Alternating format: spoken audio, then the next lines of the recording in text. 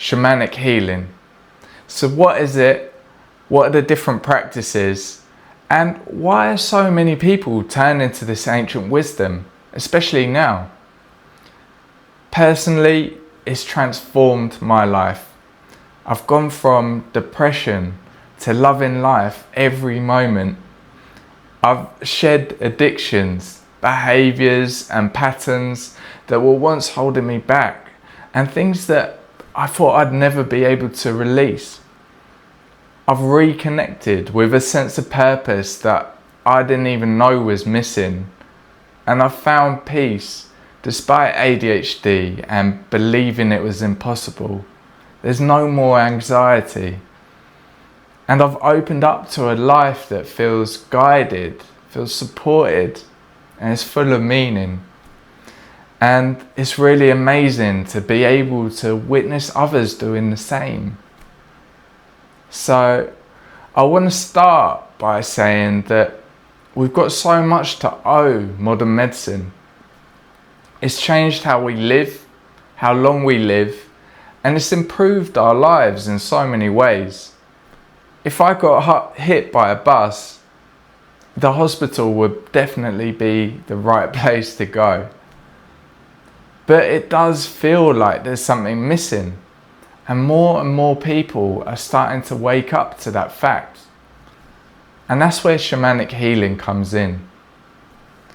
More and more people are waking up to the idea that we're more than just flesh and bone. We're all made up of energy. You've probably heard people talking about frequency, vibration, energy fields, and science backs all of this up now. And if we're just made up of energy, surely it makes sense to take care of our energetic health just as much as it does our physical health. Maybe you or someone you know has had Reiki, sound healing or shamanic healing, and they've walked away feeling lighter, more aligned, or like something's just clicked. These are real and felt experiences that modern science just can't fully explain. And that's what's waking people up. And what's amazing is that it doesn't have to be one or the other. Shamanic healing and modern medicine can work side by side and actually support each other. They can support emotional, energetic and spiritual health as well as the physical. And the timing of this is really powerful too. So many indigenous traditions speak of this exact period of history. One that deeply resonates with me is the prophecy of Pachacutec, and is shared by the Quiro shamans of Peru, who I've had the honor of training with. Pachacutec refers to a great turning of time, a cosmic cycle of transformation and rebirth. There's an ancient Inca prophecy of the eagle and the condor. It tells us that the eagle of the north represents the mind, technology and masculine energy, while the condor of the south represents the heart, intuition, nature and feminine energy. This ancient prophecy tells of a time when these two paths would split so far apart that they would fall into imbalance, disharmony. But there's also a prediction of a great cosmic shift that will bring them back together, a time when the mind and the heart, science and spirit, masculine and feminine, will work together and bring balance back to humanity and back to the earth. And doesn't it feel like that time's happening right now? People are waking up. They're looking for deeper meaning, for connection and for healing. We're remembering that we're all part of nature. And whether you see these prophecies as literal or metaphorical, they're a really powerful reminder that this ancient wisdom is returning right when we need it the most. So what is shamanic healing, and what does a session involve? Well, shamanism is the oldest form of healing on the planet. It dates back tens of thousands of years, long before modern medicine, and it's been practiced across every continent. And at its core, it's about restoring balance between the seen and the unseen, the physical and the energetic, the self and nature. The first thing to understand is that it's not me doing the healing. When I'm in a session, I'll open sacred space, I'll clear my mind, and I'll call in the lineage of healers from past, present and future.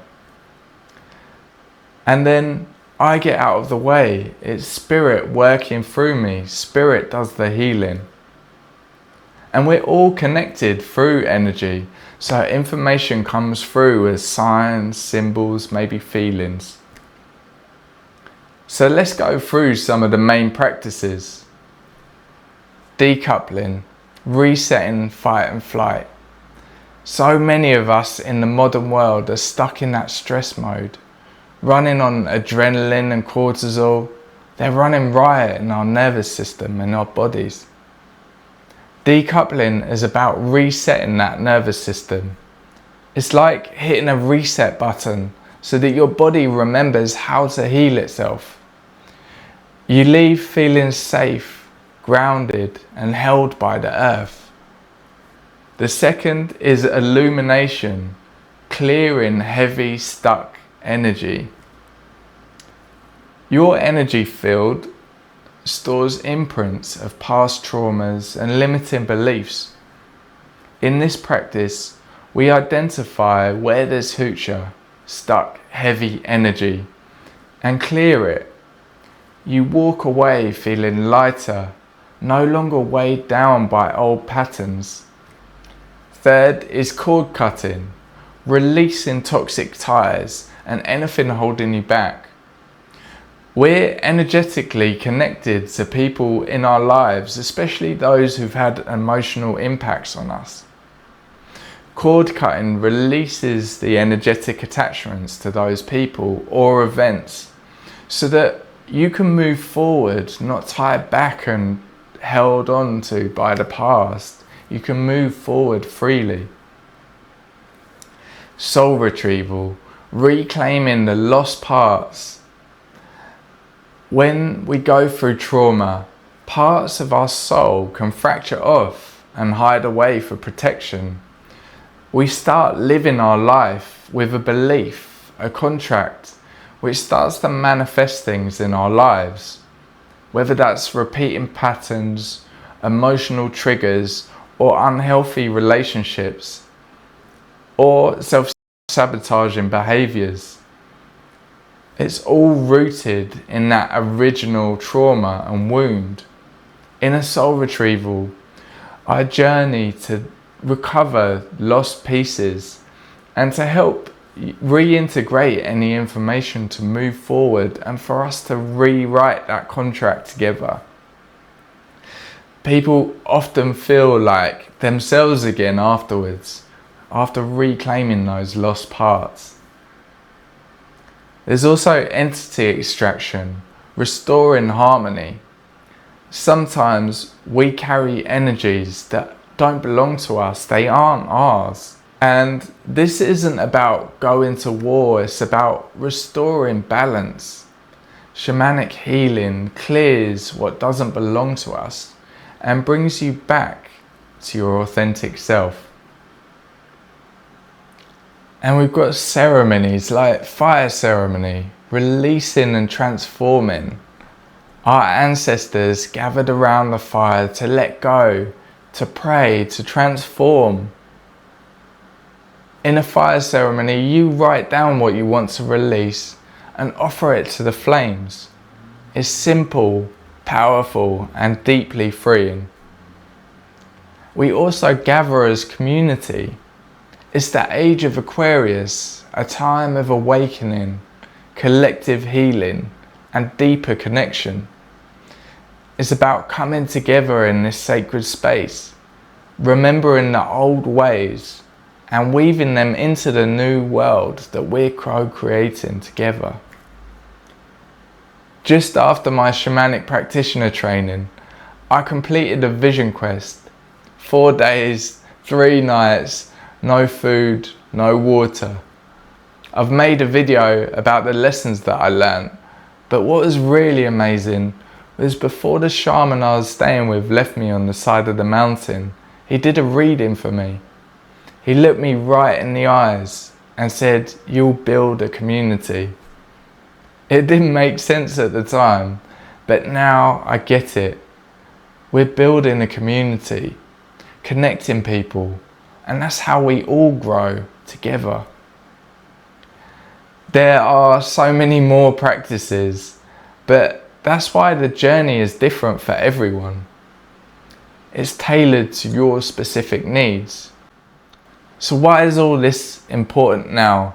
Well, because the world is changing. People are waking up. They're looking for something deeper, something real. They're remembering that healing isn't just physical, it's emotional, energetic, and spiritual. And they're remembering that we are nature, we're not separate from it. If you've been feeling the pull, the curiosity, like there's something more, maybe you're remembering something that your soul already knows. Thank you so much for watching. It's honestly a blessing that I'm able to share this wisdom and the teachings with you. If any of this resonates with you, please feel free to reach out or visit fullcirclehealing.co.uk or subscribe to the YouTube channel where there's more resources.